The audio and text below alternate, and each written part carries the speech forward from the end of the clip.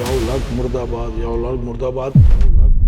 पाकिस्तान में सियासी के रुको, हमारा जहाज हाईजैक हो गया और अब हम जो है काबुल जा रहे हैं। ये हाईजैकिंग जो है वो कल जुल्फकार ने की है। और कहने वाला कहे कि आखिरी दुआएं मांगे, तो अब बताएंगे इन लोगों की सूरत आलम भी थे जी। साजिश कहाँ बनी और सबसे बढ़कर इसके पीछे कौन था? इस कहानी में अफगानिस्तान, शाम, सोवियत यूनियन, अमेरिका और मशरिक़ वस्ता के कई ममालिक किसी न किसी मरहले पर शामिल रहे और हर मोड़ पर एक नया राज खुलता गया।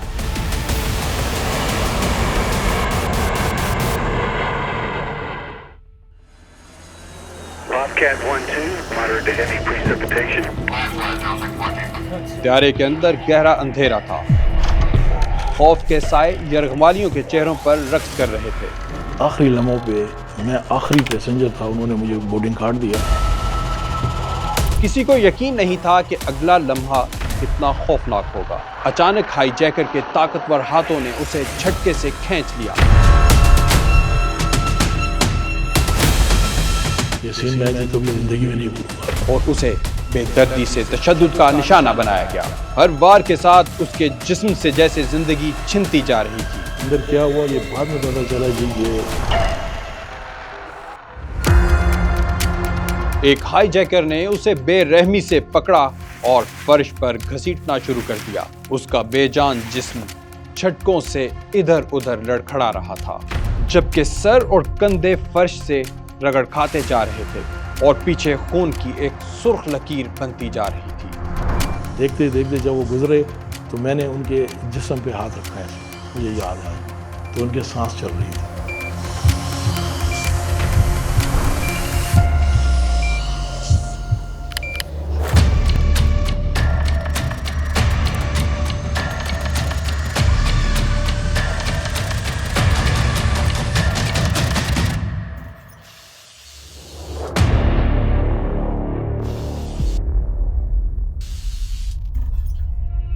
लेफ्टिनेंट जनरल खालिद महमूद आरिफ ने अपनी किताब वर्किंग विद ज़िया में एक मुतनाज़िया खत का जिक्र किया है, जो मुबैना तौर पर बेनज़ीर भुट्टो ने अपने भाई मीर मुर्तज़ा भुट्टो को 26 मार्च 1978 को लिखा था।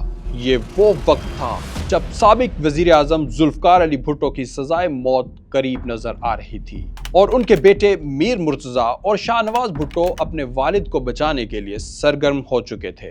भुट्टो की जिंदगी को खतरे में देखकर उनके दोनों बेटों ने बैनुल अक़वामी सतह पर हिमायत हासिल करने की कोशिशें शुरू कर दी। जनरल आरिफ के मुताबिक इसी पसे मंजर में बेनज़ीर भुट्टो ने अपने भाई को एक खुफिया खत लिखा, जो बाद में भुट्टो खानदान की लाड़काना में वाक़िया रिहाइशगाह से बरामद हुआ। ये खत जेल की सलाखों के पीछे कैद भुट्टो की हिदायत पर लिखा गया था। बेनज़ीर भुट्टो ने अपने भाई को हिदायत दी, बाकी बच्चों को मत बताना, लेकिन सुप्रीम कोर्ट गालिबन मौलवी मुश्ताक के फैसले की तौसीक करेगी और उसे फौरी तौर पर नाफिज करने की कोशिश करेगी ताकि बैरूनी दबाव नामुमकिन हो जाए। हमारे गैर मुल्की दोस्तों को इस बारे में आगाह कर दो। हमें फौरी तौर पर मुतहरिक होना होगा, वक्त बहुत कीमती है।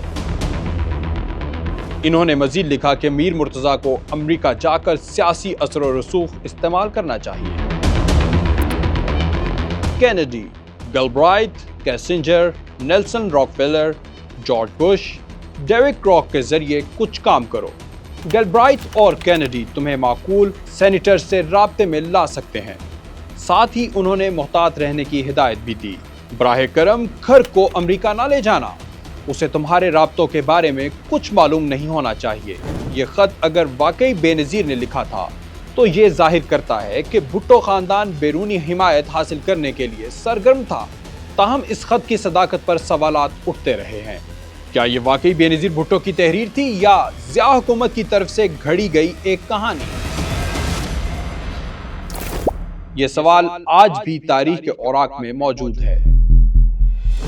ज़ुल्फ़िकार अली भुट्टो की सजाए मौत के खदशे ने उनके बेटों मीर मुर्तज़ा भुट्टो और शाहनवाज भुट्टो को मुतहरिक कर दिया। यूरोप में रहते हुए मीर मुर्तज़ा ने पीपल्स लिबरेशन आर्मी के नाम से एक खुफिया तंजीम कायम की, जिसका मकसद फौजी हुकूमत पर दबाव डालकर अपने वालिद की रिहाई मुमकिन बनाना था। بعد میں یہ تنظیم الذوالفقار آرگنائزیشن کے نام سے جانی گئی اور اس نے لیبیا اور افغانستان میں اپنی سرگرمیاں شروع کی، جہاں نوجوان کارکن حکومت مخالف سرگرمیوں میں مصروف ہو گئے۔ بھٹو برادران نے عسکری تربیت کہاں سے حاصل کی، یہ دلچسپ کہانی آپ آگے جا کر سنیں گے۔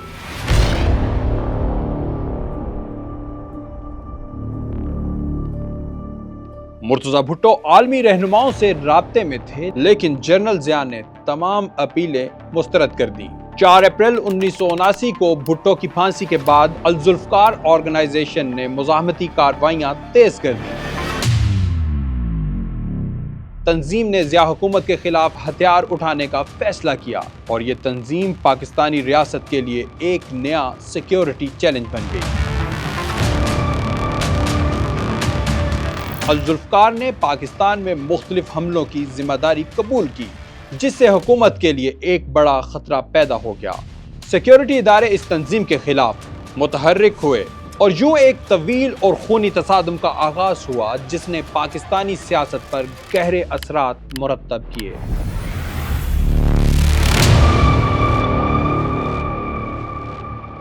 یہ ہائی جیکنگ جو ہے اس کی وجہ تھی ظاہر اپنے سیاسی قیدیوں کو رہا کرانا۔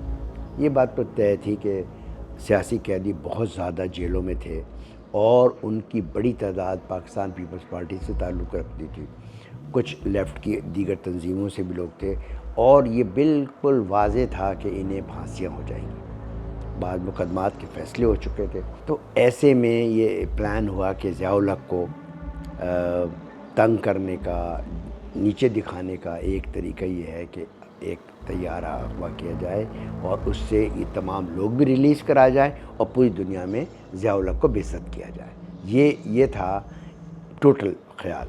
اس کے سلسلے میں کابل میں ٹریننگ دوستوں نے جا کے لی، یہاں سے ٹیپو اور ان کے ساتھ جو لوگ تھے وہ ٹریننگ بھی حاصل کی اور طے ہو گیا کہ ہائی جیکنگ ہوگی۔ جب ٹیپو یہاں آ گئے واپس ٹرینڈ ہو کے، مطلب ٹریننگ جس طرح کی ہوتی ہے وہ ہو کر آ گئے، تو آنے کے بعد کچھ عرصے کے بعد جو ہے حالات بدل گئے، تبدیل ہوئے۔ جب حالات تبدیل ہوئے تو اس پر یہ طے ہوا، کابل سے پیغام آیا مرتضیٰ کی طرف سے کہ جناب آپ نے ہائی جیکنگ اب نہیں کرنی، اب ہم نے اپنا کیمپ کلوز کر رہے ہیں، کابل کو کیمپ کو ہم کلوز کر رہے ہیں، ہم موو کر رہے ہیں لیبیا، اور ہمارا اب یہاں کوئی کیمپ نہیں ہوگا اور ہم کوئی ہائی جیکنگ نہیں کریں، پلیز اس کو کینسل کر دیں۔ جی ہاں، کابل میں تربیت حاصل کرنے والا ایک جوشیلا نوجوان تھا، سلام اللہ ٹیپو۔ سلام اللہ Tipu. We are fighting for Bhuttoism. We are fighting for Bhuttoism. سلام اللہ ٹیپو ڈائنامک شخصیت رکھتا تھا، مطلب جس جگہ پہ بیٹھتا تھا ادھر اس کا اثر ہوتا تھا، طبیعتاً ایگریسو تھا۔ وہ نہ صرف ایک پرکشش شخصیت کا مالک تھا، بلکہ اس کی گھنی اور مڑی ہوئی مونچھیں بھی اسے مزید نمایاں کرتی تھی۔ اس کے بال ہمیشہ، کبھی میں نے ٹیپو کے بال بڑے نہیں دیکھے، وہ آرمی کٹ بال ہی رکھتا تھا ہمیشہ سے، اس کی مونچھیں ہمیشہ بڑی رکھتا تھا، یوں بلدی ہوئی مونچھیں، ڈیسیجن لینا جانتا تھا، کیسے بھی حالات ہوں اس میں ڈیسیجن لے لیتا تھا۔ بڑا اس کو شوق تھا ایک زمانے میں کہ میں آرمی میں چلا جاؤں، حالانکہ آئی ایس بی کا ایگزام دیا، ہاکی کھیلتا تھا، باکسر تھا، تو اس نے کوشش کی، لیکن کوئی اس کے لڑائی جھگڑے کے کیسز تھے جس کی وجہ سے اس کو کلیئرنس نہیں ملا پولیس کی طرف سے۔ ہم نے کافی کوشش کی پولیس میں، اس کے والد نے، ہم دوستوں نے، کہ اس کو کلیئرنس مل جائے تو وہ چلا جائے آرمی میں۔ اس کو بڑا دکھ تھا کہ میں آرمی میں، کیونکہ اس کے اندر ایک بہادری کا عنصر تھا کہ میں کوئی ایسا کام کروں کہ بھائی دنیا دیکھے۔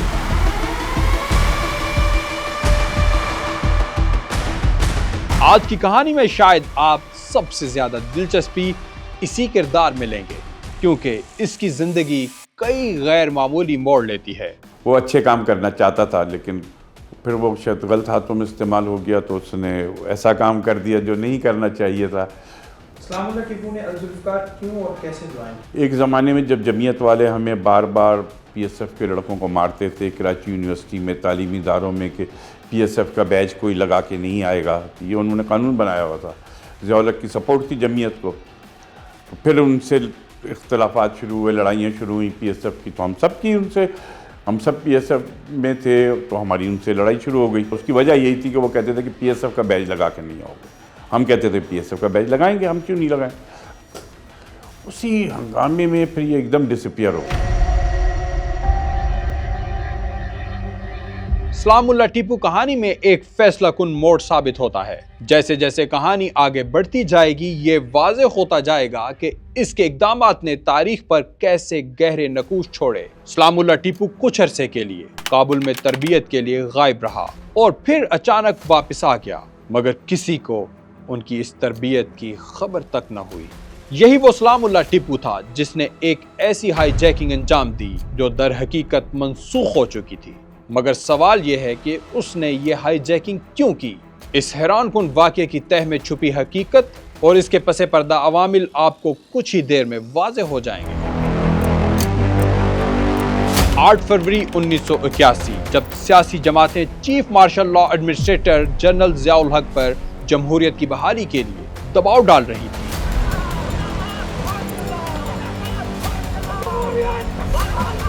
اس وقت ملک بھر میں کالجز اور یونیورسٹیاں بند تھیں, مگر کراچی یونیورسٹی کھلی تھی. اسی دوران محترمہ بے نظیر بھٹو نے پی ایس ایف کے سیکرٹری جنرل اکرم قائم خانی کو کراچی یونیورسٹی بند کرنے کا حکم دیا.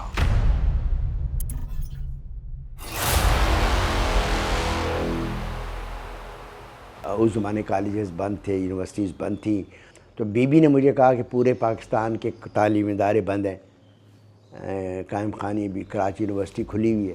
تو میں نے بی بی کو کہا بی بی ہمیں تو آئیڈیا نہیں تھا, اگر آپ کہتی ہو تو ہم کراچی یونیورسٹی تو ہم کل بند کر دیں گے. ہم نے اعلان کیا کہ بھائی ہم کل ایک مظاہرہ کریں گے اور ہمارا پروگرام یہ تھا کہ یونیورسٹی سے ہم پوائنٹس کو اغوا کریں گے اور انہیں گرومندر لے جائیں گے اور وہاں پہ ہنگامے بازی کریں گے, تو اگلے دن خود ہی یونیورسٹی بند ہو جائے گی, کیونکہ ایسا ہی ہوتا ہے. یونیورسٹی کو بند کرنے کی حکمت عملی مکمل طور پر تیار تھی, مگر ایک متوقع واقعے نے پورے منظر کو یکسر بدل کر رکھ دیا. ایڈمنڈ بلاک کے سامنے ایک سرکاری فوجی جیپ آ کر رکتی ہے. گاڑی سے ایک باوردی فوجی آفیسر اترتا ہے, اس کے ساتھ ڈرائیور بھی موجود تھا. وہ سیدھا ایڈمنسٹریشن آفس کی طرف بڑھتا ہے. مقصد صرف اپنی بیٹی کا داخلہ کروانا تھا, مگر اسے اندازہ نہیں تھا کہ یہ معمولی سا عمل ایک بڑے طوفان کو جنم دینے والا ہے. ابھی ہم لابی میں جمع ہی ہوئے تھے اس سلسلے میں. ہمارے جوائنٹ سیکرٹری تھا پروگریسو فرنٹ کا شہاب نے, بھاگتا ہوا شہاب میرے پاس آیا. اس نے آ کے کہا کہ قائم خانی جو ہے ہمارا تو کام بن گیا ہے, کیونکہ ایک جیپ آرمی کی جو ہے وہ یونیورسٹی کیمپس میں آ گئی. اس زمانے میں رواج یہ تھا, نہ پولیس وردی میں نہ ہی کوئی فوجی تو سوار ہی نہیں ہوتا ہے. اور وہ وہاں فوجی صاحب آ گئے, وہ بمائے وردی کے تھے, انہوں نے لا کے اپنی جیپ ایڈمنسٹریشن بلاک کے نیچے کھڑی کی اور اوپر چلے گئے اپنی بیٹی کا داخلہ کرانے. میجر صاحب مارشل لا کے خلاف غصہ پہلے ہی طلبہ کے دلوں میں دہک رہا تھا, اور ایسے میں ایک فوجی آفیسر کا یوں یونیورسٹی میں داخل ہونا جلتی پر تیل کا کام کر گیا. جیسے ہی طلبہ کو خبر ملی تو ایک ہلچل مچ گئی, نعرے بلند ہونے لگے, مجمع اکٹھا ہو گیا, اور پھر وہ لمحہ آیا جس نے سب کچھ بدل کر رکھ دیا. پھر کیا ہوا, سنیے اس کہانی کی سنسنی خیز تفصیل. اب جب یہ لڑکے بھاگ کے آئے اور کہا کہ بھئی یہ تو بہت اچھا ہو گیا, تو ہم نے اناؤنس کیا کہ چلو ہم جلوس جو ہے ہم لے کے وہاں سے لوگ ہم چلے جیپ کی طرف, اور نعرے لگاتے ہوئے ہم گئے اور جیپ کے گرد گھیرا لگا لیا سب نے کہ بھئی. اور وہ جو بیچارہ ڈرائیور تھا جو سپاہی, اس کو ہم نے کہا آپ جائیں, وہ چلا گیا. اور اس کے بعد جو ہے یہ نعرے لگتے رہے اور اس کے لوگوں میں جوش آتا گیا. اور اس کے بعد کسی صاحب نے جو ہے وہ پیٹرول کہیں سے حاصل کیا اور پیٹرول چھڑک دیا جیپ.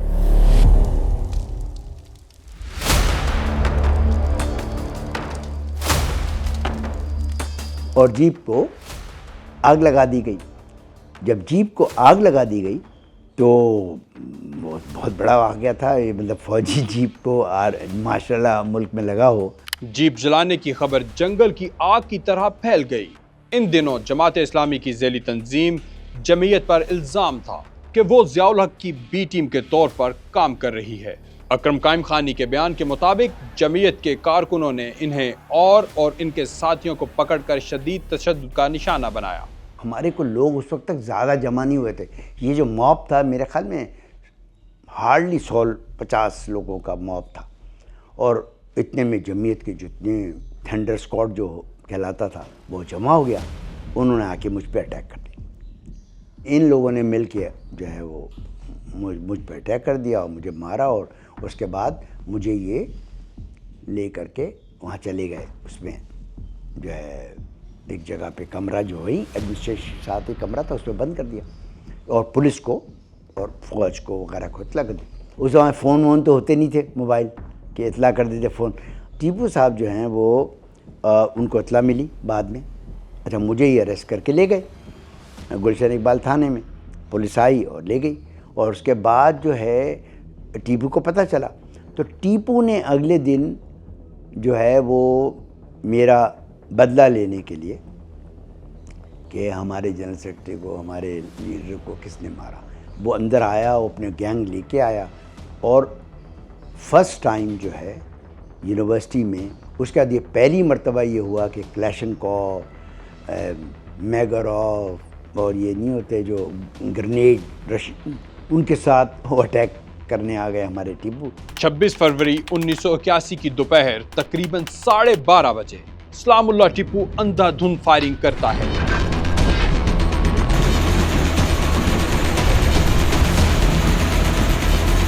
उस हमले में जमीयत तलबा के सरगर्म रुकन और एमएससी की डिग्री हासिल करने वाले हाफिज असलम को गोली लग जाती है।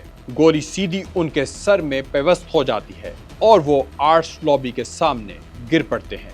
शदीद जख्मी हालत में वो तड़पते रहते हैं और बिलाखिर मौके पर ही दम तोड़ देते हैं। तो जमीयत ने टीपू की गिरफ्तारी के लिए पूरे कराची में मुहिम शुरू कर दी। हर दीवार पे, हर जगह एक ही नारा था, टीपू को फांसी दो, टीपू को पकड़ो, गिरफ्तार करो, ये करो। इतना प्रेशर था कराची के एडमिनिस्ट्रेशन पर और फ़ौज पे। ऑब्वियसली फ़ौज कह रही थी पकड़ो, कि अब टीपू के पास कोई और रास्ता नहीं था कि वो कहाँ छुपे, तो क्या करता। तो उसने वो प्लान, वो हाईजैकिंग का प्लान जो उसने उस वक्त बना था, जिसे अबेंडन कर दिया गया था, छोड़ दिया गया था मुर्तज़ा के कहने। इसलिए मुर्तज़ा अगर ये कहते हैं, ये बेगम साहिबा ये कहती हैं, ये बेनज़ीर ये कहती हैं कि पीपल्स पार्टी का इस हाईजैकिंग से कोई ताल्लुक़ नहीं, तो गलत नहीं कहती। बहुत ख़तरनाक तरीके से जमात घूम रही थी, लोगों को मार रही थी। और आपको पता है मेरी रिहाई के बाद, आगे हाईजैकिंग के बाद कदीर आबिद को उन्होंने मारा। कदीर आबिद शहीद किया उन्होंने, तो बदला लेने के लिए हाफिज़ असलम का बदला था वो। हाफिज़ असलम के बदले में उन्होंने कदीर आबिद को मारा। वो जिन लोगों से उसने रब्ता किया था कि जैसे असला जाएगा, जहाज़ में पहुंचेगा, क्या होगा, वो सब प्लान तो हो चुका था, एवरीथिंग। अब सिर्फ एक कमी थी, वही कमी थी कि 3 लोगों ने हाईजैक करना था प्लान। एक टीपू ने और 2 और लोग, तो एक पंजाब से था और एक सरहद से, KPK। वो दोनों चले गए। तो जब पोस्टपोन हो गया, प्लान पोस्टपोन हो गया, तो जो पंजाब से लड़का था वो और जो KPK से था वो दोनों चले गए वापस। अब टीपू ने कहा मैं क्या करूं, तो उन्होंने अपने 2 cousin, first cousin Nasir Jamal और अरशद अली ख़ान, दोनों उनके फर्स्ट कज़न हैं, उन दोनों को अपने साथ मिलाया। उन्होंने कहा कि आओ हाईजैकिंग ये होगा वो होगा, और जो है वो प्लेन हाईजैक कर लिया।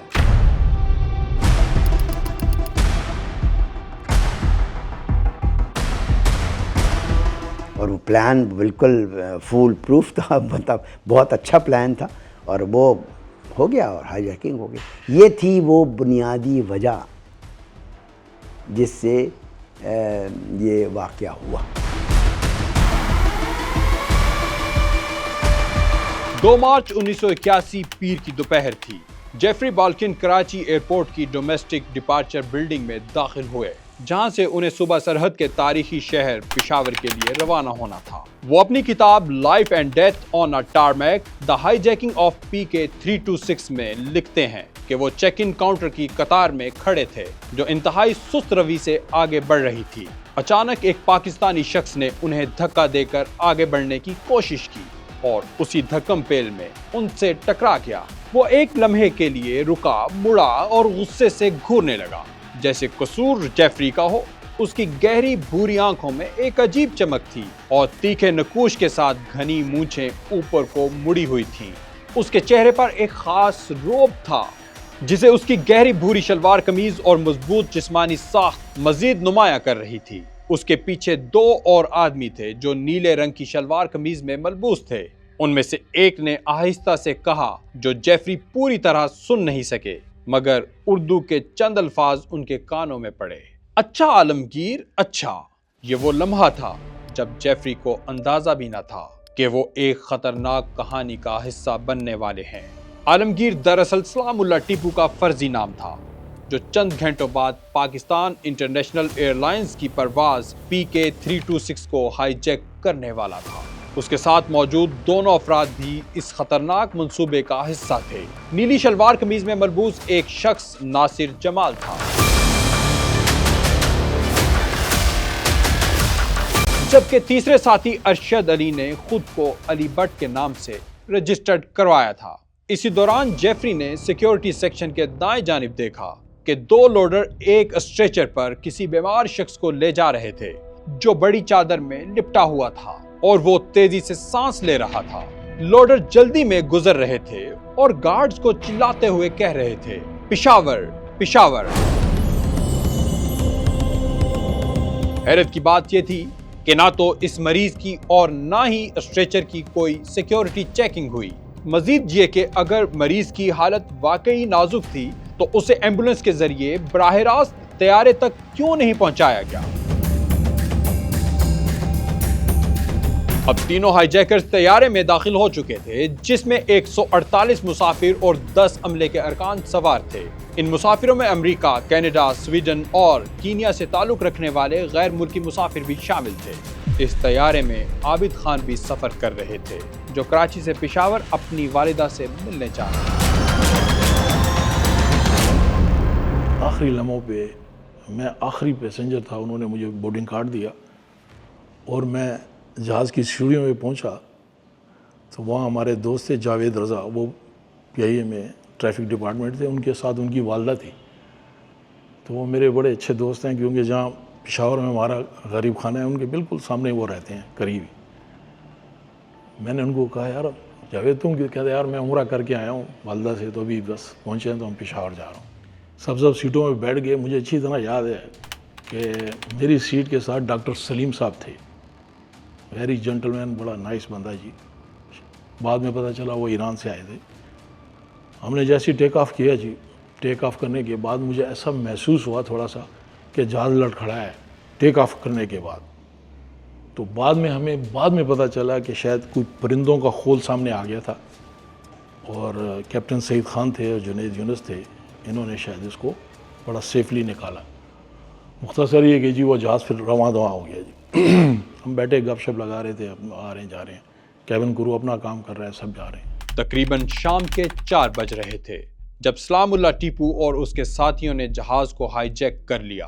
اسے شدت سے انتظار تھا کہ طیارہ جلد از جلد سرحد کے قریب پہنچ جائے، کیونکہ اسے خدشہ تھا کہ پاکستانی ایئر فورس کے طیارے مداخلت کر سکتے ہیں۔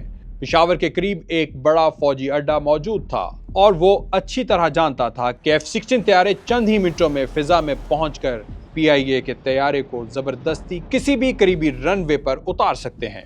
اگر ضرورت پڑتی تو وہ اسے راولپنڈی ایئرپورٹ کی طرف بھی موڑ سکتے تھے۔ منصوبہ یہ تھا کہ طیارے کو کابل لے جایا جائے، جس کے لیے مزید 20 منٹ کا سفر درکار تھا۔ سلام اللہ ٹیپو جانتا تھا کہ افغانستان کی فضائی حدود میں داخل ہونے میں تقریباً 10 منٹ لگیں گے، اور اتنے کم وقت میں پاکستانی فضائیہ کے طیارے انہیں نہیں روک سکتے تھے۔ تقریباً جی میاں والی کے قریب ہمیشہ جہاز ڈیسینڈ کرتا ہے، نیچے جاتا ہے، اپنی اپروچ بناتا ہے تاکہ وہ پشاور لینڈ کر سکے۔ تو میں پیچھے ہی بیٹھا ہوا تھا، اچانک ایسا محسوس ہوا جی کہ جو کیبن کرو ہے وہ آگے سے بھاگتا ہوا آیا، وہ بڑا تیزی سے بھاگ رہا تھا، اور میں یہ سمجھا کہ شاید جہاز میں آگ لگ گئی ہے کاکپٹ میں، اور یہ اپنی جان بچانے کے لیے سب پیچھے آ رہے ہیں، اور پیچھے آ کے وہ سب کے سب پیچھے بیٹھ گئے، اور ہم بھی پریشان کہ ہوا کیا. میرے ساتھ ایک بندہ تھا پشتو اسپیکنگ, پشتو میں پوچھا کہ کیا ہوا ہے. میں نے کہا یار مجھے بھی نہیں پتا, ہو سکتا ہے آگ لگ گئی ہے کیا, آئی ڈونٹ نو. میرا خیال میں 2-3 منٹ ہی گزرے ہوں گے کہ جہاز نے جو نیچے جا رہا تھا ایک دم اوپر ہو گیا, اور ایک دم ایک آواز گونجی, شاید کیپٹن سعید خان صاحب کی تھی, مجھے ایسا محسوس ہوتا ہے کہ انہوں نے کہا جی ہمارا جہاز ہائی جیک ہو گیا اور اب ہم جو ہیں کابل جا رہے ہیں.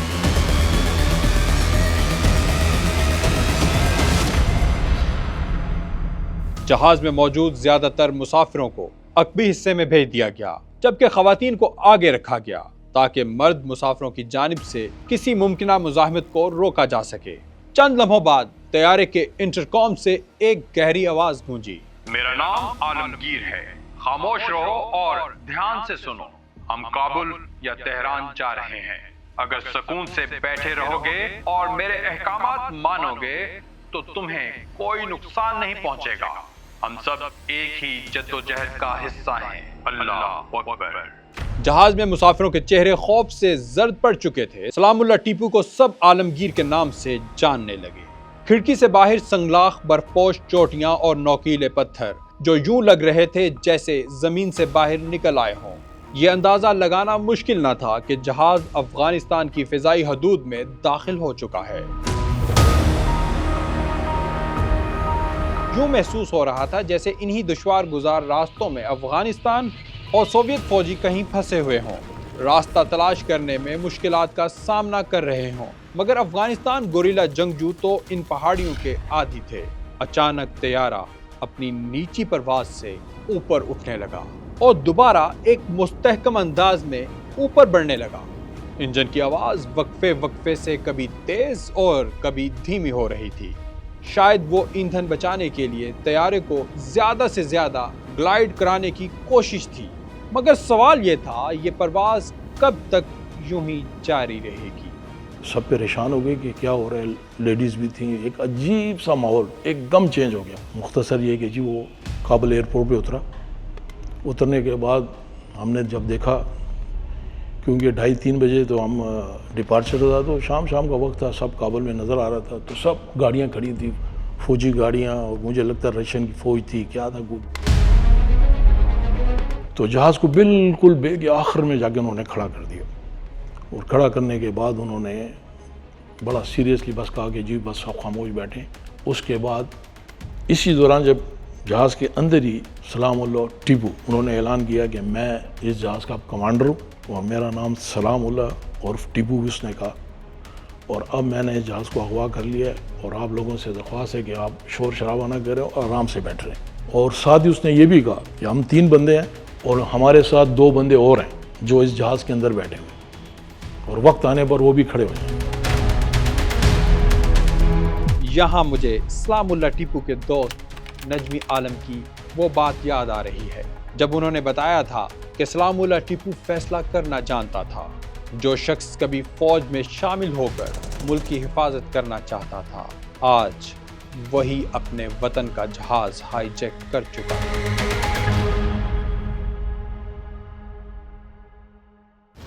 جہاز میں 3 ہائی جیکرز کے علاوہ کوئی اور مسلح شخص نہیں تھا, لیکن مسافروں کے دلوں میں ایک خوف کی لہر دوڑ رہی تھی. وہ ایک دوسرے کو شک کی نگاہ سے دیکھ رہے تھے کہ کہیں ان کے درمیان کوئی اور ہائی جیکر تو نہیں چھپا ہوا. یہ بات اس نے کہی, اور میں اس وقت بڑی ینگ ایج تھی جی, آپ اندازہ لگائیں.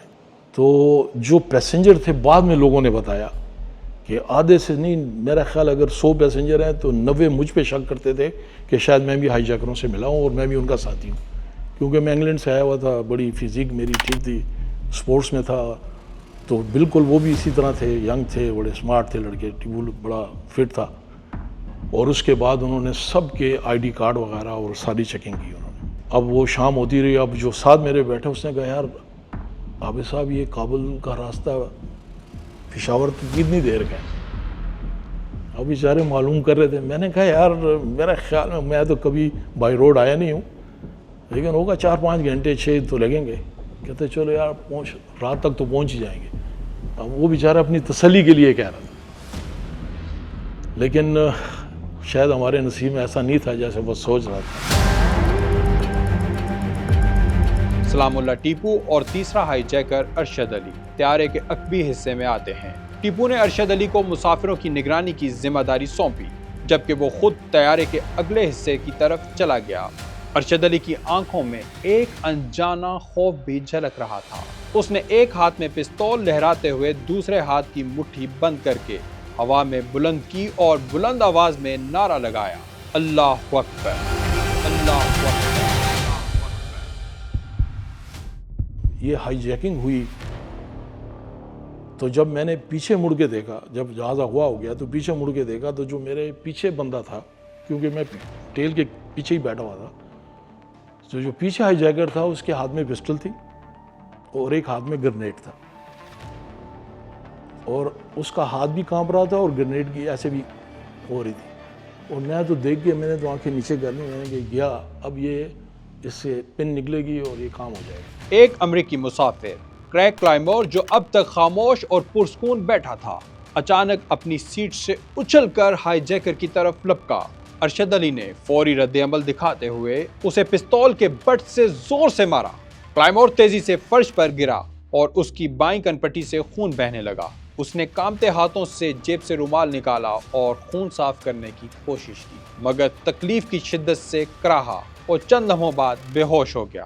جیفری نے اپنی کتاب میں ایک اور حیران کن انکشاف بھی کیا۔ کریگ کلائمور جو اس وقت بے ہوش فرش پر پڑا تھا، دراصل ایک عام مسافر نہیں تھا۔ وہ کیلیفورنیا سے پشاور جا رہا تھا، مگر اس کا مقصد محض سفر نہیں تھا، وہ ڈرگز کی فروخت میں ملوث تھا، اور اس دور میں ایسے غیر قانونی کاروبار عروج پر تھے، خاص طور پر ان راستوں پر جہاں منشیات کی سمگلنگ عام تھی اور حکام کی جانب سے سخت نگرانی نہ ہونے کے برابر تھی۔ تقریباً شام 5:30 بجے ایک بار پھر سلام اللہ ٹیپو کی آواز کاکپٹ سے گونجی۔ اس بار وہ روانی اور قدرے بہتر انگریزی میں بول رہا تھا۔ ایسا محسوس ہو رہا تھا جیسے وہ پہلے سے لکھی گئی کوئی تحریر پڑھ رہا ہو۔ ہم ظالم ضیاء الحق کی حکومت کے خلاف مزاحمت کر رہے ہیں۔ 1979 میں ضیاء نے ہمارے قائد ذوالفقار علی بھٹو کو پھانسی دی۔ اس ظلم کی اسے بھاری قیمت چکانا ہوگی، بھاری قیمت چکانا ہوگی۔ دلچسپ بات یہ تھی کہ میر مرتضیٰ بھٹو جو اس سے پہلے ایک ہائی جیکنگ کے منصوبے کو منسوخ کر چکے تھے، اب حالات کے پیش نظر مجبور ہو گئے کہ وہ اس ہائی جیکنگ کی ذمہ داری دوبارہ قبول کریں۔ یوں ایک ترک کیا گیا منصوبہ ایک نئی اور خطرناک شکل میں دوبارہ زندہ ہو چکا تھا۔ ایک بات کی تصدیق ہوئی ہے، اور وہ جیفری ایک ہیں وہاں کے اندر، انہوں نے مجھے بتایا جب جہاز کابل پہنچ گیا تو مرتضیٰ کو اطلاع دی کابل گورنمنٹ نے کہ بھئی کوئی آئے ہیں لوگ، وہ پیپلز پارٹی والے ہیں، وہ تو یہ کہہ رہے ہیں۔ تو مرتضیٰ وہاں گئے ملنے، ان کو لے کر گئی وہاں کی جو پولیس تھی، وہ لے کے گئی۔ جب اندر گئے تو ٹیپو تھا، اور ٹیپو تھا، ان سے ملا تو مرتضیٰ ان سے ملے ٹیپو سے اور بات چیت ہوئی۔ تو وہیں پہ ٹیپو مرتضیٰ نے اناؤنس کیا کہ ہاں یہ ہائی جیکنگ جو ہے وہ ذوالفقار نے۔ ہماری تنظیم ذوالفقار کے سیکرٹری جنرل میر مرتضیٰ بھٹو ہیں۔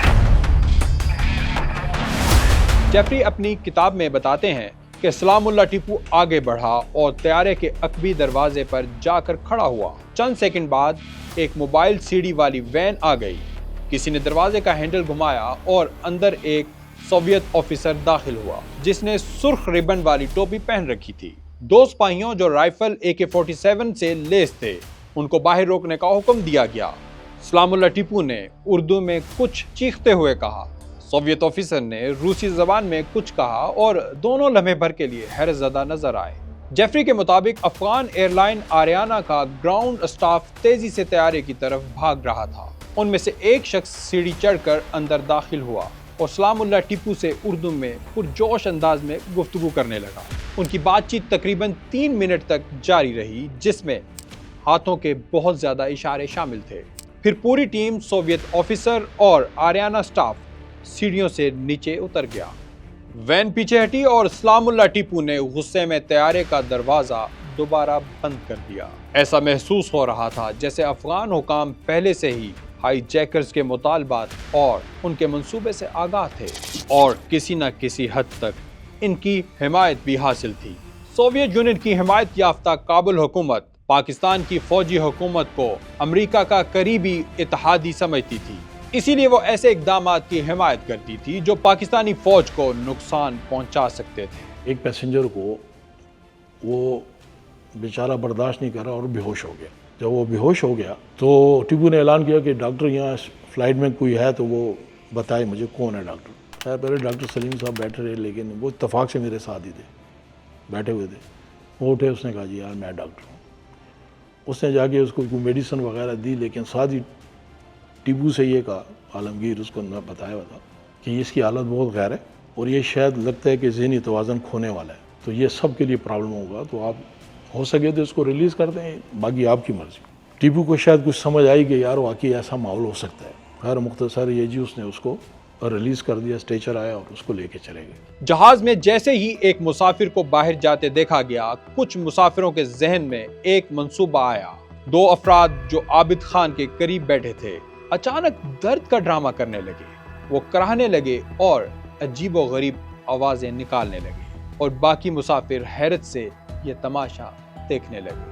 جی جیسی رات ہوئی، وہ پیسنجر جانے کے بعد ان قریشی صاحب نے یہ سوچا کہ یار یہ بندہ نکل گیا ہے تو میں بھی ایک چانس لیتا ہوں، تو اس نے مجھے آدھی رات کو آواز دی۔ اس نے آواز دی عابد خان، عابد خان، عابد جی، ایسے جو پشاوری عابد جی۔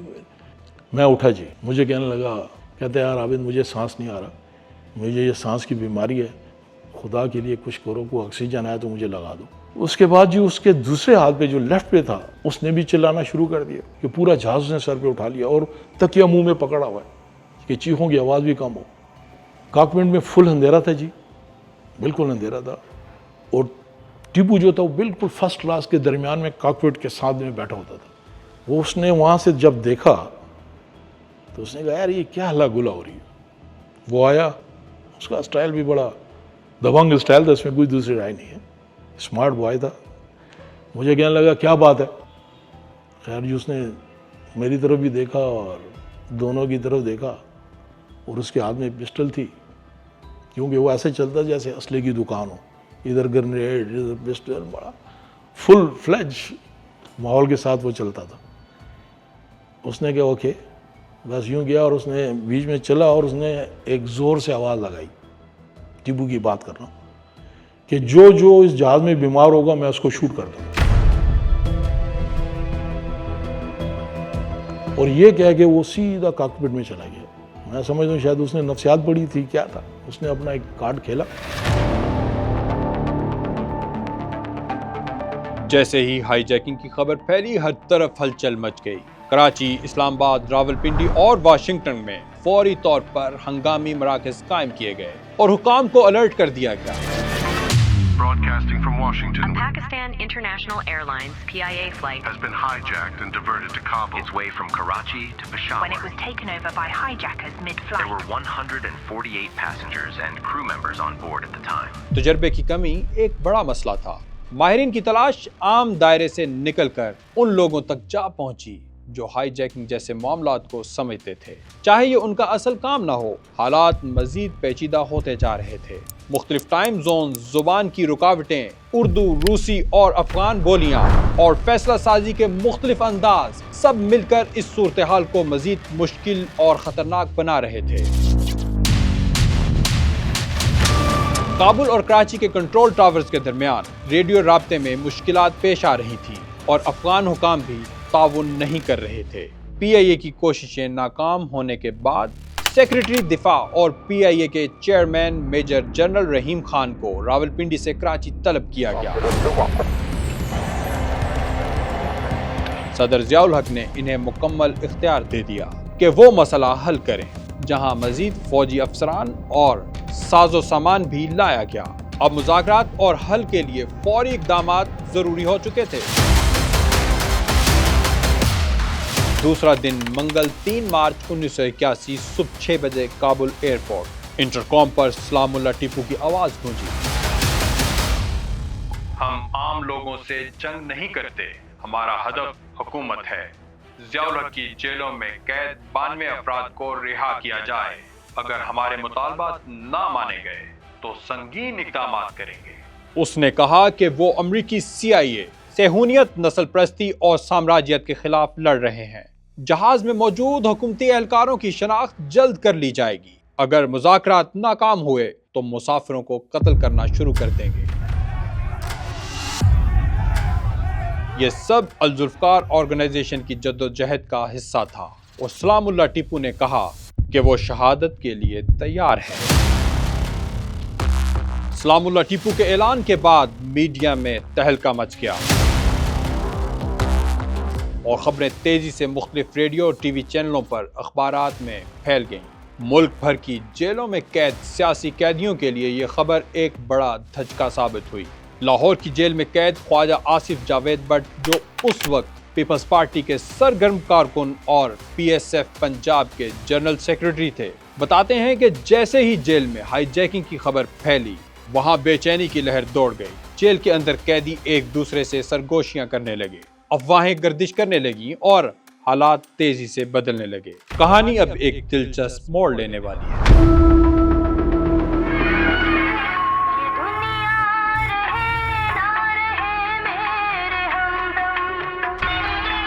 ریڈیو کا ایک رومانس ہوا کرتا تھا، جیل کے اندر ریڈیو کا میسر ہونا یہ بس ایسے ہی تھا کہ جیسے دنیا میں رہتے ہوئے کسی کو کہہ دے بھی تو جنتی ہے۔ اتنی وہ ذہنی اور روحانی آسودگی ہوتی تھی ریڈیو۔ تو سونی کا ریڈیو پڑا ہوا تھا، ہم چائے وائے پی رہے ہیں تو اس میں گپے شپے کر رہے ہیں، تو اتنے میں آواز آئی آل انڈیا ریڈیو سے، طیارہ کراچی، کابل، پاکستان میں سیاسی کہتے ہیں۔ وہ پھر جب انہوں نے تفصیل سے خبریں سنائی تو پتہ یہ چلا کہ ایک طیارہ جو کراچی سے مسافر لے کر پشاور جا رہا تھا، میاں والی کے قریب، ہائی جیکرز نے اس کا رخ موڑ دیا اور کابل میں اتار لیا ہے، اور انہوں نے مطالبہ کیا ہے کہ پاکستان کی جیلوں میں ہمارے پیپلز پارٹی کے جو لوگ ہیں انہیں رہا کیا جائے، نہیں تو ہم ایک ایک کر کے سارے مسافروں کو مار دیں گے۔ تو ہم نے جو پہلا تاثر تھا وہ یہ تھا کہ یہ پیپلز پارٹی یہ کام نہیں کر سکتی، کیونکہ اب MRD تشکیل پا چکی ہے، لوگ پکڑے جا چکے ہیں۔ ہم تو کیمپ جیل میں تھے، کیمپ جیل میں بھی ہمارے ساتھ لوگ جو پکڑے گئے تھے وہ آگے ہوئے تھے، یہ آپ ذہن میں رکھیں۔ معراج محمد خان کو ہمارے ساتھ ہی انہوں نے رکھ دیا ہوا تھا، یہ اب میں کچھ چند دن آگے جا رہا۔ اچھا، ہم نے کہا کہ یار یہ ہو نہیں سکتا، ممکن نہیں۔ ہمارے ساتھ ہوا کرتے تھے کمرے میں محمود علی قصوری صاحب کے صاحبزادے عمر محمود قصوری، وہ ہمارے ساتھ بند تھے سیل میں، تو وہ کمرے سے باہر ہمارے ساتھ چائے نہیں پی رہے تھے۔ جب ہم اندر گئے تو کہنے لگے جی وہ ہائی جیکنگ ہو گئی ہے۔ میں نے کہا ہاں، تو کیا ارادہ ہے پھر؟ میں نے کہا جی ہم اس ہائی جیکنگ کو سمجھتے ہیں کہ جنرل ضیاء الحق نے یہ کروائی ہے اور یہ سازش ہے، یہ سبتاز کرنے کے لیے یہ جو ایک موومنٹ بن رہی ہے۔ کہتا اس کا مطلب یہ ہے کہ آپ نہیں جائیں گے؟ میں کہا بالکل نہیں جائیں گے، جو بھیجنے کی کوشش کرے گا اسے بالکل دستوں گرے وہاں ہوں گے ہم۔ ہاں۔ تیسرا دن بدھ 4 مارچ 1981 صبح 6 بجے کابل رن وے۔ دن کی روشنی پھیل چکی تھی اور جیفری اپنی کھڑکی سے باہر 2 روسی ایروفلوٹ طیارے ٹرمینل کے قریب کھڑے دیکھ رہا تھا۔ افغان جنگ کی وجہ سے یہاں سیاح بہت کم تھے۔ ایئرپورٹ پر افغان ایئر لائن آریانہ کی 6 فلائٹس اور ایک شامی ایئر لائن کا طیارہ کھڑا تھا، لیکن جیفری کے لیے سب سے غیر معمولی منظر سوویت فوجی طیاروں کا تھا جو بمباری کے لیے اڑتے ہوئے دکھائی دے رہے تھے۔ وہ طیارے اپنا مشن مکمل کرنے کے بعد واپس آ رہے تھے۔ جیفری جو ایک امریکی باشندہ تھا، یہ منظر پرندے کی نظر سے دیکھ رہا تھا اور اسے یہ سوچ کر حیرانی ہو رہی تھی کہ شاید اس دن ہزاروں مجاہدین مارے گئے ہوں گے۔ باہر سوویت یونین کے طیاروں کا منظر جیفری کو دہشت زدہ کر رہا تھا اور اندر سلام اللہ ٹیپو کا خوفناک روپ اس کے لیے ایک اور ہولناک حقیقت بن کر ابھرتا جا رہا تھا۔ سلام اللہ ٹیپو نے جہاز میں موجود مسافر میجر طارق رحیم کے بائیں گال پر زور سے تھپڑ مارا اور کہا، میں نے تمہیں کہا تھا چپ رہو۔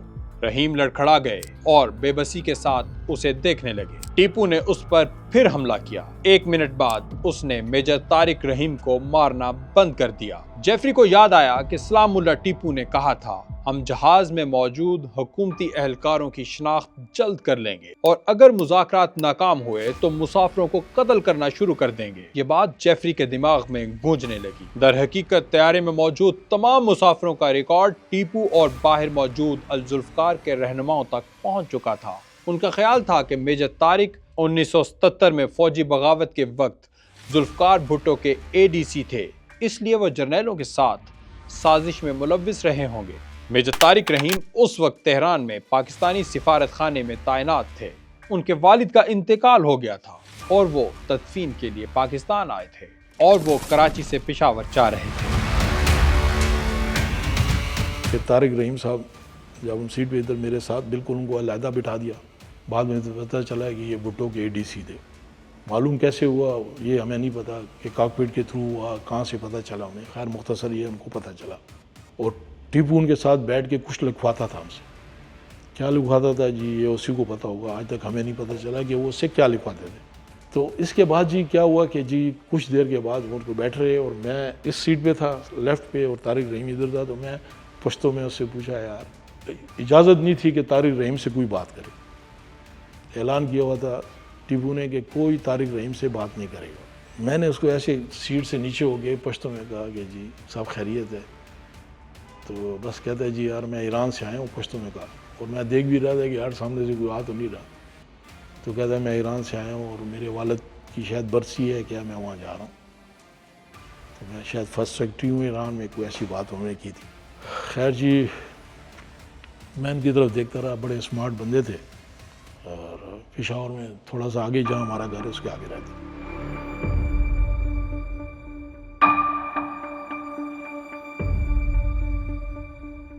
ایک 8 سالہ لڑکا دبے قدموں ٹیپو کے قریب آیا اور معصومیت سے اس کی قمیض کا پچھلا حصہ کھینچ کر اسے متوجہ کرنا چاہا۔ سلام اللہ ٹیپو بجلی کی تیزی سے پلٹا، پستول نکالا، ابھی وہ گولی چلانے ہی والا تھا کہ وہ معصوم بچے کو دیکھ کر رک گیا۔ انکل پلیز، آپ نے کہا تھا ہم گھر جائیں گے، میں مما کے پاس جانا چاہتا ہوں۔ اسی لمحے اس کا باپ گھبرا کر دوڑا، بیٹے کو باہوں میں بھر لیا اور کانپتی آواز میں بولا نہیں، گولی مت چلاؤ، یہ صرف ایک بچہ ہے۔ ٹیپو ایک لمحے کے لیے شرمندہ نظر آیا، پھر وہ خاموشی سے پلٹا اور کاکپٹ میں چلا گیا۔ کچھ دیر بعد وہ لوٹا، بچے کے سر پر ہاتھ پھیرا اور بغیر کچھ کہے واپس چلا گیا۔ اس واقعے کے بعد جہاز میں موجود لوگوں کو پہلی بار محسوس ہوا کہ شاید ٹیپو کے سخت دل میں بھی تھوڑی سی نرمی باقی ہے۔ روز کے واقعات ہوتے تھے، کبھی وہ شرارتیں ہوتی تھی وہ جو ہم سب کرتے تھے، کبھی کچھ کر لیا کبھی کچھ کر لیا، لیکن ایک اس کے اندر اچھی عادت تھی، محلے کے بڑوں کی عزت کرتا تھا۔ جیسے ہم لوگ سگریٹ پی رہے ہیں تو کہتا تھا سگریٹ خود تو نہیں پیتا تھا، سگریٹ چھپاؤ فلاں آ رہا ہے، دیکھا وہ محلے کے کوئی بڑا آ رہا ہے تو کہتا تھا اگر ہم ان کی عزت نہیں کریں گے تو ہمارے چھوٹے ہماری عزت نہیں کریں گے۔ یہ اس کے اندر رکاو تھا کہ اپنے سے بڑوں کی رسپیکٹ کرنے کا اس میں تھا۔ اتنے میں کاکپٹ میں کابل کنٹرول ٹاور سے آنے والی کال کی آواز گونجی۔ ہیلو PK 326، کیا ہم عالمگیر سے بات کر سکتے ہیں؟ ٹیپو نے اپنا کوڈ نیم سنتے ہی ان سے کہا 3 بسیں بھیجو تاکہ تمام خواتین اور بچوں کو فوراً لے جایا جا سکے، میں یہ خیر سگالی کے طور پر کر رہا ہوں۔ وہ سب اب آزاد ہیں، لیکن یہ خیر سگالی نہیں تھی۔ اصل حقیقت یہ تھی کہ ٹیپو زیادہ مسافروں کی موجودگی میں طیارے پر مکمل قابو نہیں رکھ سکتا تھا۔ بچوں کی بے ترتیبی اور بار بار راستے میں آنے کی وجہ سے صورتحال بگڑ رہی تھی۔ چند ہی منٹوں میں 2 آریانہ بسیں طیارے کے سامنے آ کر رکی۔ مجموعی طور پر 18 خواتین اور 9 بچے ایک بس میں سوار ہو گئے، جس کے بعد طیارے میں 121 افراد باقی رہ گئے۔ ان میں عملے کے 10 اراکین بھی تھے، لیکن کچھ خواتین اب بھی طیارے میں موجود تھیں، جن میں 2 فضائی میزبان، ایک پاکستانی معمر خاتون اور 2 امریکی شہری شارلٹ ہیبل اور ڈیبورا لیٹن شامل تھیں۔ ٹیپو نے امریکی خواتین کو زبردستی روکا کیونکہ وہ سمجھتا تھا کہ انہیں پاکستانی خواتین کے مقابلے میں زیادہ اہم بنا کر اپنے مطالبات منوائے جا سکتے ہیں، لیکن سوال یہ تھا کہ پاکستانی معمر خاتون کو کیوں روکا گیا؟ یہ بھی اپنی جگہ ایک دلچسپ کہانی تھی۔ تیسرے دن تمام خواتین کو انہوں نے رہا کر دیا. اس نے کہا جی آپ لوگ سب جائیں. بچوں کو بھی چھوڑ دیا اور وہ بھی کر دیا. لیکن جو ہمارے دوست جاوید رضا جو PIA میں تھے، ان کی والدہ وہ ایجڈ تھیں، شوگر کی پیشنٹ بھی تھیں. اس نے کہا میں نہیں جاؤں گی. ٹیپو نے بڑا زور لگایا کہ آپ جائیں. اس نے کہا نہیں، اگر تم میرے بیٹے کو چھوڑو گی تو میں جاؤں گی، ادروائز میں نہیں جاؤں گی. میرا بیٹا نہیں ہے تو میں بھی نہیں. ماں نے اپنا حق ادا کیا اور وہ بالکل جہاز سے نیچے نہیں اتری. آخری ٹائم تک، جب تک جہاز ہمارے ساتھ ہے وہ نہیں گئی. ایک امریکی خاتون اپنے منگیتر کے ساتھ تھی جبکہ دوسری اپنے خاوند کے ہمراہ. دونوں جہاز سے اترنا چاہتی تھی مگر ایک ماں اپنے بیٹے کو تنہا چھوڑنے کے لیے تیار نہیں تھی. بہرحال پہلی بس جو خواتین اور بچوں سے بھری ہوئی تھی روانہ ہو گئی جبکہ دوسری بس وہیں کھڑی رہی.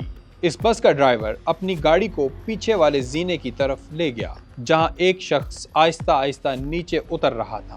جیفری یہ منظر دیکھ رہا تھا اور اس کی حیرت کی انتہا نہ رہی جب اس نے دیکھا کہ یہ وہی شخص تھا جسے کراچی ایئرپورٹ پر سٹریچر پر طیارے میں لے جایا گیا تھا. وہ شخص جو طیارے میں سوار ہوتے وقت چلنے کے قابل نہیں تھا. 3 دن بغیر نیند، بغیر کھانے اور قید میں رہنے کے بعد اچانک کیسے چلنے لگا اور وہ واحد مرد کیوں رہا کیا گیا؟ کیا واقعی اس مبینہ بیمار شخص کے سٹریچر کی چادروں کے نیچے اغواکاروں کے تمام ہتھیار چھپائے گئے تھے؟ اگر ایسا تھا تو یہ کراچی ایئرپورٹ کے عملے کی ملی بھگت کی سنگین مثال بنتی ہے. ہائی جیکر اتنی بڑی تعداد میں اسلحہ لائے تھے جو پورے طیارے کو تباہ کرنے یا ایک چھوٹی موٹی جنگ لڑنے میں استعمال ہو سکتا تھا. سلام اللہ ٹیپو کی آواز ایک بار پھر انٹرکام پر گونجی. مطالبات پورے نہ ہونے کی وجہ سے اس کے لہجے میں واضح تناؤ تھا. اس نے اعلان کیا کہ میجر طارق رحیم کا اس طیارے میں ہونا محض اتفاق ہے لیکن اب وہ یہاں موجود ہیں تو اگر ضیاء الحق نے الذوالفقار کے مطالبات نہ مانے تو انہیں سب سے پہلے قتل کر دیا جائے گا. ٹیپو نے مزید کہا کہ اسے الذوالفقار کی کامیابی پر مکمل یقین ہے. یہ اعلان سنتے ہی مسافروں کے چہروں پر تشویش کی جگہ شدید گھبراہٹ چھا گئی. اب وہ روز یہی پریشانی کہ آج ریلیز ہوں گے، کل ریلیز ہوں گے. واقی ٹاکی بھی یہ بات کرتے تھے، نیچے جاتے تھے، ٹاور سے کیا باتیں ہوتی تھی وہ ہمیں نہیں پتہ چلتا تھا. طیارے میں ہر دن ایک جیسا گزرتا، صرف معمولی تبدیلیاں ہوتی، یکسانیت، مایوسی اور بے بسی طاری رہتی. کوئی کچھ نہیں کر سکتا تھا، بس انتظار، ایک نہ ختم ہونے والا انتظار. یہ آپ نوٹ کر لیں، اس کے بعد کوئی کانٹیکٹ نہیں ہوگا پاکستان گورنمنٹ سے ہمارا. طیارے کی کھڑکیاں آزادی کا خواب دکھاتی تھی مگر اب وہ قید کی سلاخیں بن چکی تھی. بس ایک اچھی بات یہ تھی کہ ریڈ کراس کے نمائندے روزانہ بھرپور اور اچھا کھانا لاتے مگر حالات ایسے تھے کہ وہ بھی کسی سے ٹھیک سے کھایا نہ جاتا. واش روم جی فل ہو گئے تھے. اگلے واش روم ہم استعمال نہیں کر سکتے تھے، وہ صرف ٹیپو صاحب کے قبضے میں تھے، وہی کرتے تھے. پچھلے واش روم جو تھے وہ بالکل عجیب و غریب تھے جی، بھرے ہوئے تھے سب. پیچھے دو ٹوائلٹ تھے یا شاید 2 ہی. آپ پیسنجر اگر 100 ہیں، 101 پیسنجر ہیں، آپ اندازہ لگائیں اس کی کیا حالت تھی. وہ صاف کرنے بھی نہیں آتے تھے جی، بہت گندی حالت تھی جی. ہم سب کو تو شاید قبض ہی ہو گئے تھے، ہم تو اس طرف جاتے ہی نہیں تھے. سلام اللہ ٹیپو نے کاکپٹ سے کیپٹن سعید کو باہر نکال دیا جبکہ فرسٹ آفیسر جنید یونس کو اندر ہی رہنے کا حکم دیا. پھر اس نے گن پوائنٹ پر جیفری کو بھی کاکپٹ میں دھکیل دیا. جیفری کو کاکپٹ میں لے جانے کا مقصد حکومت پاکستان پر دباؤ ڈالنا اور ایک غیر ملکی کو استعمال کرتے ہوئے اس معاملے کو بین الاقوامی سطح تک پہنچانا تھا. اس کے ذریعے تمام مطالبات کراچی کنٹرول ٹاور کو بھیجے گئے جنہیں دلی کنٹرول ٹاور نے بھی ریکارڈ کیا. وہی جیفری جس نے کئی گھنٹے سلام اللہ ٹیپو کے ساتھ گزارے تھے. اسی دوران جیفری نے وہ سوال پوچھ لیا جو اسے سب سے زیادہ پریشان کر رہا تھا. آپ نے اس آدمی کو کیوں جانے دیا جو اسٹریچر پر آیا تھا؟ یہ سنتے ہی سلام اللہ ٹیپو کا چہرہ تاریک ہو گیا. وہ لمحہ بھر خاموش رہا، پھر سخت لہجے میں بولا، میں آپ کو یہ نہیں بتا سکتا، اب آپ اپنی نشست پر واپس جائیں. جیفری اپنی کتاب میں لکھتے ہیں، جب میں سلام اللہ ٹیپو کو دیکھ رہا تھا تو مجھے اس کے لیے ایک عجیب سی ہمدردی محسوس ہونے لگی. اسی لمحے میرے ذہن میں اسٹاک ہوم سنڈروم کا خیال آیا۔ Have any message? Have any message? Yes, we are fighting for Bhuttoism. We are fighting for Bhuttoism. طیارے میں اچانک شور اٹھا اور ہر کوئی چونک گیا۔ سلام اللہ ٹیپو طارق رحیم کو گھسیٹتے ہوئے طیارے کے سامنے لے جا رہا تھا۔ ناصر جمال اسے دھکے دے رہا تھا اور علی بٹ اپنی بندوق مسافروں پر تان کر کھڑا تھا تاکہ کوئی مداخلت نہ کرے۔ طارق رحیم کا چہرہ خوف سے زرد پڑ چکا تھا۔ اس نے بے بسی میں ہاتھ جوڑ دیے، مگر ٹیپو کی آنکھوں میں صرف غصہ تھا۔ وہ چیختا رہا، پھر اچانک رحیم کے چہرے پر زوردار تھپڑ جڑ دیے، جبکہ ناصر جمال نے ایک بھرپور مکہ رسید کیا۔ پھر ایک لمحے میں ٹیپو نے اپنی قمیض کے نیچے سے پستول نکالا اور بغیر ہچکچاہٹ کے 3 گولیاں جلا دیں۔ گولیاں میجر طارق رحیم کی کمر اور گردن میں پیوست ہو گئیں اور وہ سیٹ A3 پر گر پڑے۔ گولیوں کی گونج نے سب کے کان سن کر دیے اور جلتے ہوئے گن پاؤڈر کی تیز بو سے آنکھیں جلنے لگی۔ طیارے میں سناٹا چھا گیا۔ طارق رحیم کو مارتے ہوئے کاکپٹ میں لے گئے۔ یہ سین میں جی کبھی زندگی میں نہیں بھولوں گا۔ اس کو لے گئے کیونکہ میرے ابھی تھوڑی دیر پہلے مجھ سے بات کر رہے تھے، وہاں لے گئے، چلے گئے اندر کیا ہوا یہ بعد میں پتہ چلا جی کہ تکیہ رکھ کے سینے کے اندر گولی ماری گئی، اس کو مار دیا گیا جی۔ وہ مارنے کے بعد جو ان کی لاش تھی اس کو کھینچتے ہوئے لائے گئے۔ اور بوئنگ جہاز ہے جی، آپ کو پتہ ہے دونوں طرف سیٹیں، وہ اس کو کھینچتے ہوئے لائے، اور جب میری سیٹ کے پاس سے گزرے تھے، تھوڑی دیر پہلے یہاں تھے اور میرے ساتھ بات تھی، دیکھتے دیکھتے جب وہ گزرے تو میں نے ان کے جسم پہ ہاتھ رکھا ایسے، مجھے یاد ہے آج، تو ان کے سانس چل رہی تھی۔ ایسا ماحول ہو گیا تھا کہ ایک دم سب رنجیدہ ہو گئے۔ تو انہوں نے جی پچھلا دروازہ کھلوایا اور اس کو اوپر سے نیچے لات مار کے نیچے پھینک۔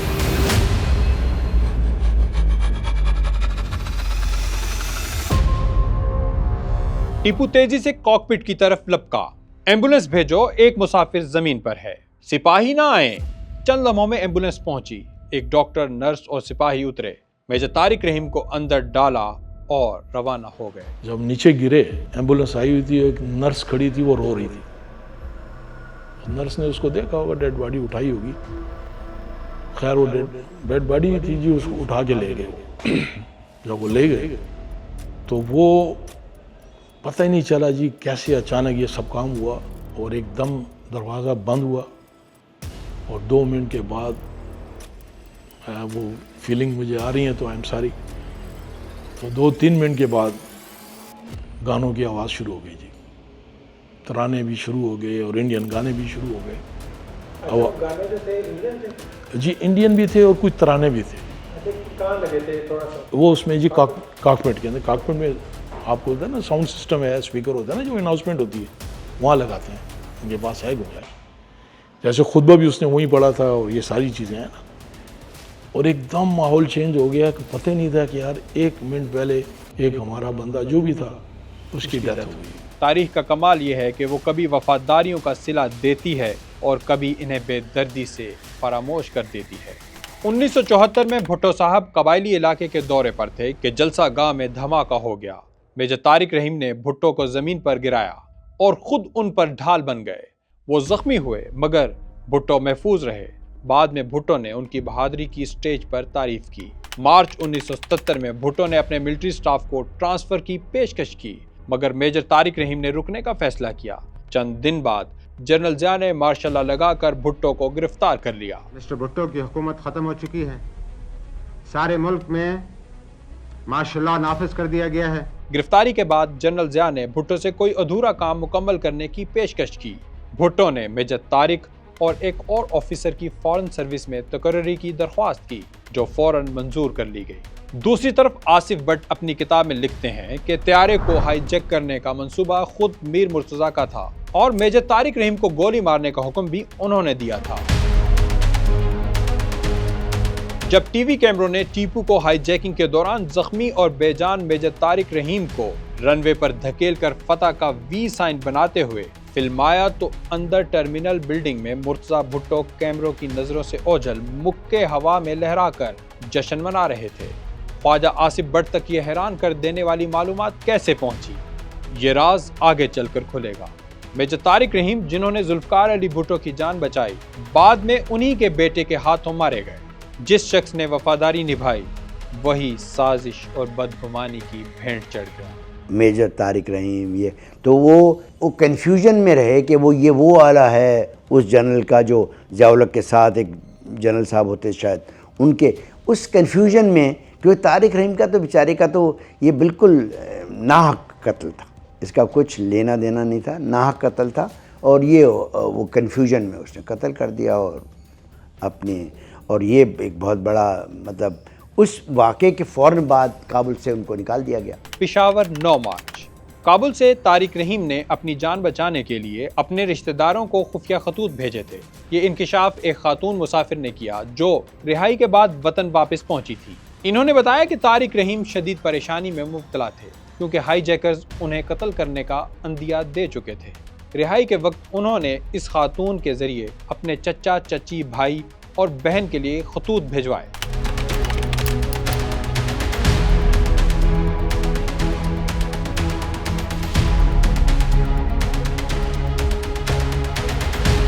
ادھر پاکستان میں چیف مارشل ایڈمنسٹریٹر سیکریٹریٹ میں ہائی جیکنگ پر غور کے لیے ہنگامی اجلاس بلایا گیا۔